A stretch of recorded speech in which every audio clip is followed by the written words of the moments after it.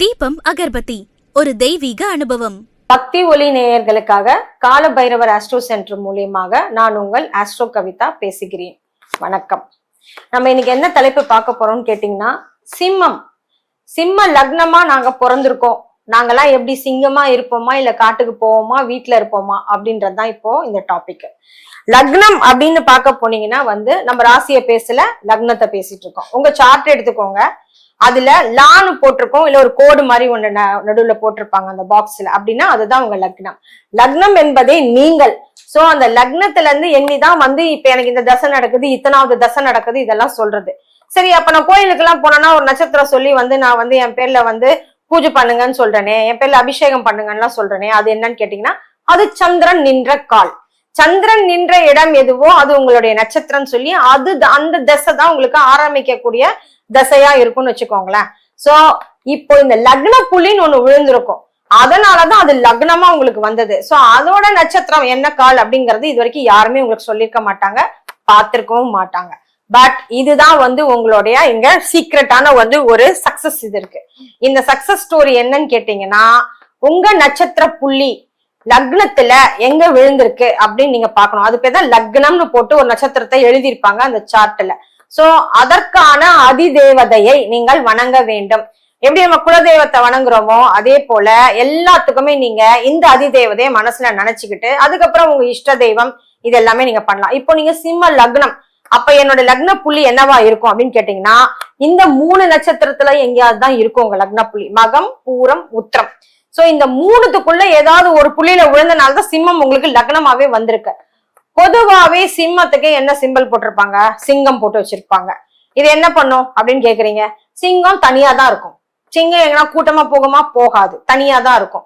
So நீங்க எப்பயுமே குடும்பத்துல பாத்தீங்கன்னா கூட இந்த சிம்ம லக்னமாக கொண்டவர்கள் தனியா இருக்கதான் ஆசைப்படுவாங்க. தனியா தான் எதையுமே போய் சந்திக்கணும்னு நினைப்பாங்க. இப்ப அவங்களுக்கு ஒரு பிரச்சனையே இருந்தா கூட அது வீட்டுல இருக்கிற எல்லார்கிட்டையும் சொல்ல மாட்டாங்க, அவங்க தனியா தான் போய் அதை சந்திக்கணும்னு நினைப்பாங்க. சரி, அதே மாதிரி பாத்தீங்கன்னா சிங்கம் வேட்டையாடும் குணம் கொண்டது. இப்ப 2 தங்கச்சி அக்கா அவங்க எல்லாம் இருக்கிறாங்கன்னா, தனக்கு ஒண்ணு வேணும்னு சொன்னாக்க மத்தவங்களுக்கு எல்லாம் கிடைக்கலையோ எனக்கு வேணும்னு சொல்லி வேட்டையாடும் எண்ணம் கொண்டது. நான் இப்ப இந்த ஒரு வார்த்தையை விடுறேன், இதால மத்தவங்களுக்கு ஏதாவது பாதிக்குமோ, ஏதாவது அவங்க இதனால கசப்பா நினைப்பாங்களோ அப்படின்றதுல பத்திலாம் யோசிக்காத லக்னம் கொண்டதாக இந்த சிம்மம் அமையும். சோ என்னடா இவங்க எல்லாமே நெகட்டிவா சொல்றாங்கன்னு கேட்டாக்கா, இதுதான் அதோட கேரக்டர். அதை நம்ம யாரும் மாத்த முடியாது. அவங்க பிறக்கிற டைம் போய் நம்ம மாத்த முடியாது, பாத்தீங்களா? சரி, இதால என்ன பிளஸ்? எங்க போனாலும் இவங்க பாத்தீங்கன்னா தலைமை தாங்கும் பொறுப்பை ஏற்கணும்னு நினைப்பாங்க. அரசு ரீதியான பதவி, ஆர்மிக்கு போறது, ஒரு மாதிரி அப்படியே செவ்வாயும் பயங்கர ஸ்ட்ராங்கா இருந்துச்சுன்னா ஆர்மி இந்த மாதிரி யூனிஃபார்ம்டு டியூட்டிக்கு போறது, அரசாங்கத்தோடு தொடர்பு கொண்டு சில டெண்டர் எடுக்கிறது, இதெல்லாம் இவங்க பண்ணுவாங்க. சோ இன்னும் இது மட்டும் இல்லாம பாத்தீங்கன்னா, இப்ப உங்களுக்கு சிம்ம லக்னமா அமைய பெற்றவங்க பாத்தீங்கன்னா உஷ்ண சம்பந்தப்பட்ட நோய் நிறைய தாக்கம் கொண்டவர்களாக இருப்பார்கள். இதுல எதனால அப்படி சொல்றோம்னு கேட்டாக்க, இது ஆல்ரெடி ரொம்ப ஹீட் எனர்ஜி ஜாஸ்தி இருக்கக்கூடிய இடம். அது சூரியனின் வீடாவும் வேற ஆறதுனால, இது நெருப்பு தத்துவத்துல திருப்பி வர்றதுனால என்ன ஆகும்னு கேட்டீங்கன்னா, இவங்க இயற்கையாவே பாத்தீங்கன்னா இந்த மாதிரியான ஹை பிபி, டென்ஷனா பேசுறது, எல்லாத்துக்கும் டக்குன்னு ட்ரிகர் ஆகுறது, இதெல்லாம் இதுல சூரியன் எங்க உட்கார்ந்து இருக்காருன்றத அப்புறம் சார்ட்டை பார்த்ததான் தெரியும். நம்ம வெறும் லக்ன ஆராய்ச்சியில மட்டுமே தான் இப்ப இதெல்லாத்தையும் சொல்லிக்கிட்டு இருக்கோம். சரி, இப்ப இவங்களுக்கு எதெல்லாம் சக்சஸ் கொடுக்கும்? எதை சக்சஸ் கொடுக்கும்னு கேட்டீங்கன்னா, எல்லாரையும் கடிச்சு கொதறாம இவங்க மென்மையாக பேசி பழகி அவர்கள் நடந்து கொள்வாராயின் எல்லாமே அவங்களுக்கு சக்சஸ் தான். எடுத்தோம் கவுத்தோன்னு பேசாம கொஞ்சம் அடுத்தவங்களையும் அதுல அவங்களையும் கன்சிடர் பண்ணி இவங்க பேசணும், பழகணும், இதெல்லாம் பண்ணாங்கன்னா லைஃப் ரொம்ப சக்சஸா போகும். ஏன்னா தான் எனும் கர்வம் கொண்ட இடம் சிம்மம். அதனால என்ன பண்ணுவாங்கன்னா விட்டு கொடுத்து போக மாட்டாங்க. விட்டு கொடுத்து இவங்க மட்டும் போக கத்துக்கிட்டாங்கன்னா இவங்கள மாதிரி சக்சஸ் வேற யாருக்குமே கிடையாதுங்க. அவ்வளவு சக்சஸ் ஆயிடுவாங்க. நீ என்ன சொல்றது, நான் என்ன கேட்கறதுன்னு நினைக்கிறனாலே நிறைய இடத்துல இவங்க வெற்றி வாய்ப்பை இழப்பார்கள்.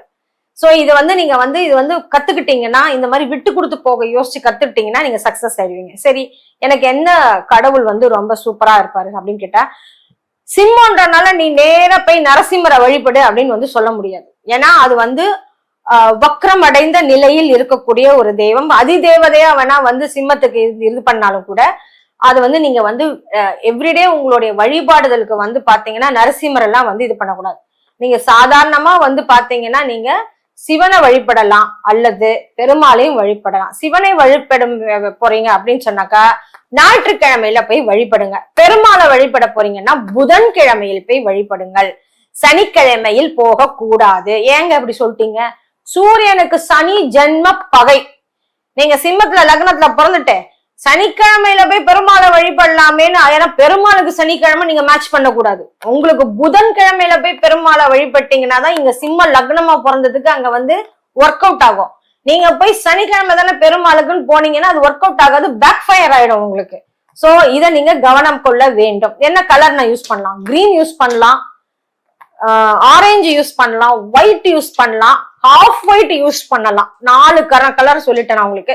எந்த ராசியாக இருந்தாலும் சரி. ஏன்னா மத்த லக்னத்துக்கு நான் பேசும்போது வந்து ராசி அடிப்படையில வந்து சில கலர்ஸ் வந்து என்னால இப்ப சொல்ல முடியாதுன்னு நான் சொன்னேன்.